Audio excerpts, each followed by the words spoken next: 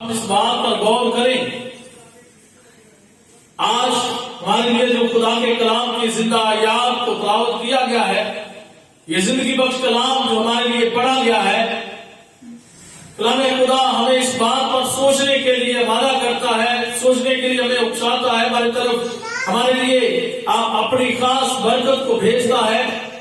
تاکہ ہم خدا کے کلام کی باتوں کے وسیلہ سے اس کی مہربانی کو حاصل کر جائے۔ اگر وہ ہم پر مہربان ہے اور پھر بھی ہم ان برائیوں میں، ان تمام بدیوں میں پھنسے ہوئے ہیں، جھگڑے ہوئے ہیں اور ہر ایک کام جو راست نہیں اس کو اپنی زندگی میں اپنائے ہوئے ہیں، تو اس کا مطلب ہے کہ ہم اس کی مہربانی کو، اس کی شفقت کو نظر انداز کرتے ہیں۔ اگر اس نے مہربانی کی ہے تو اس مہربانی کا اجر یہ ہے کہ ہمیں ہمیشہ کی زندگی عطا ہوگی۔ یہاں لکھا ہے، جیسے ہم 8ویں آیت میں غور کریں تو یہاں لکھا ہے، کیونکہ 7ویں آیت میں جو نیکوکاری میں ثابت قدم رہ کر جلال اور عزت اور بقا کے طالب ہوتے ہیں، ان کو ہمیشہ کی زندگی دے گا۔ وہ ان کو ہمیشہ کی زندگی دے گا۔ کیوں؟ کیونکہ انہوں نے اس کو پہچان لیا ہے، کیونکہ انہوں نے اس کو مان لیا ہے۔ اور خدا کسی کے ساتھ بھی ناروا سلوک نہیں کرتا۔ یہ نہیں کہ پہلے دوسرے کو وہ ترجیح دے، بلکہ پہلے وہ اس کو ترجیح دے گا جو خدا کے کلام کو اول درجہ دیتا ہے، جو خدا کے کلام کی باتوں کو اپنی زندگی میں اپنا لیتا ہے۔ اور یہاں لکھا ہے کہ مہربانی انہی پر ہوگی۔ آج بھی اگر خدا ہم پر مہربان ہے یا ہم پر شفیق ہے، ہم سب چیزوں کو حاصل کرتے جا رہے ہیں، لیکن کبھی ان کو اپنی زندگی میں ہم لینے کے بعد ایک شکر گزاری ہم نے نہیں پیش کی، تو اس کا مطلب ہے کہ ہم اس کی مہربانیوں کو اپنی زندگی میں لے کر بھی خدا کو اس طرح وقت نہیں دے رہے، ہم اس طرح وقت خدا کے لیے صرف نہیں کر رہے، ہم اس طرح خدا کو نہیں مان رہے، ہم خدا کی حقیقی اس برکت کو لینے کے بعد بھی حقیقت میں خدا کو پورے طور پر ہم نہیں جان رہے۔ تو ہم اگر یہاں پر لکھا ہے کہ اے انسان، تو جو ایسے کام کرنے والوں پر الزام لگاتا ہے کہ وہ برے کر رہے ہیں، یہ کر رہے ہیں، وہ کر رہے ہیں، اور عجیب و غریب طریقہ سے ان پر الزام لگاتا ہے، انگلیاں اٹھاتا ہے، اور تو خود ہی وہی کام کرتا ہے، تو کلام خدا کہتا ہے کہ تو یہ اچھا نہیں کر رہا، تو یہ اچھا نہیں کر رہا۔ خدا یسوع مسیح نے ایک بہت بڑی مثال دی کہ ہم بے شک دوسروں کے جو مختلف چیزیں ہیں، جو مختلف کام ہیں، ان میں لوکا ٹوکی کرتے ہیں، ہم ان کے چیزوں میں مختلف طریقوں سے ہم بڑے الزام لگاتے ہیں، یہ بندہ ٹھیک نہیں، یہ صحیح نہیں اس نے کہا، وہ صحیح نہیں اس نے کہا، لیکن ہم خود وہی کام کر رہے ہوتے ہیں۔ تو خدا یسوع مسیح نے کہا کہ دیکھ، تو دوسروں کے آنکھ کا چتیر تو دیکھ رہا ہے، لیکن تنکا تو دیکھ رہا ہے، لیکن اپنی آنکھ کا چتیر جو ہے وہ تجھے نظر نہیں آ رہا۔ یہاں الزام کی بات ہو رہی، یہاں پر اس بات کی بات ہمیں خاص سوچ بچار کے لیے تعلیم دی جا رہی ہے کہ ہم خود پر دھیان دیں،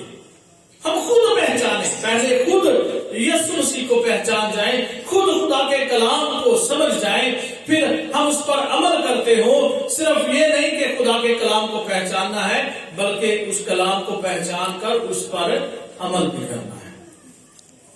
صرف یہ نہیں کہ ہم نے مسیح کا نام اپنے نام کے ساتھ لکھ لینا ہے، بلکہ مسیح کے کاموں کو بھی اپنی زندگی میں اپنانا ہے۔ عملی طور پر زندگی کا ہونا بہت ضروری ہے۔ اس لیے یہاں پر دو خاص قوموں کو سامنے رکھا گیا اور ان کے نام دیے گئے کہ پہلے تو یہودیوں اور پھر یونانیوں کو، اور اگر وہ بدکار ہے، اگر وہ اپنی زندگی میں خدا کے کلام کو سن تو لیا، اس پر عمل نہیں کر رہے، تو خدا وہ کہتے ہیں کیا ہوگا؟ جو تفرقے باز ہے، جو حق کے نہ ماننے والے ہیں، نہ راستی کو مانتے ہیں اور راستے پر نہیں چلتے، تو خدا وہ کہتے ہیں کہ سب سے پہلے ان پر غضب ہوگا، پہلے ان پر قہر ہوگا۔ پھر لکھا ہے کہ مصیبت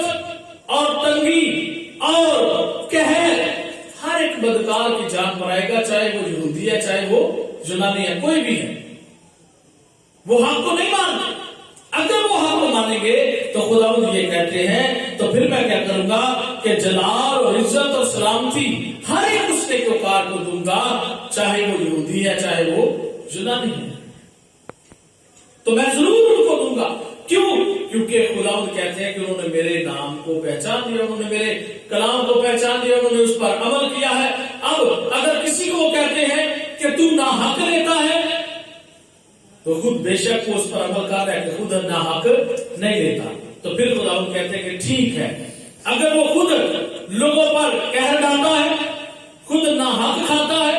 خود جو ہے بدکاری کرتا ہے، خود ناچیز خدا کے کلام کو جانتا ہے اور دوسروں کو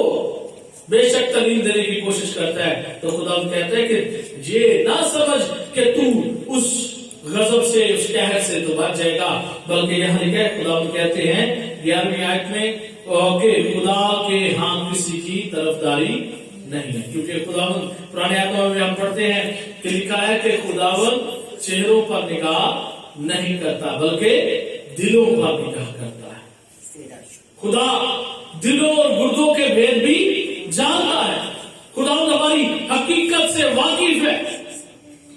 اور ہم دوسروں کو الزام دینے کی بجائے خود کو اپنے آپ کو پہلے دیکھیں۔ ہم اگر کئی دفعہ مثال بھی دی جاتی ہے کہ اگر کسی پر انگلی اٹھائیں گے تو اپنی طرف کتنی ہے؟ اپنی طرف کتنی ہے؟ 3 ہے،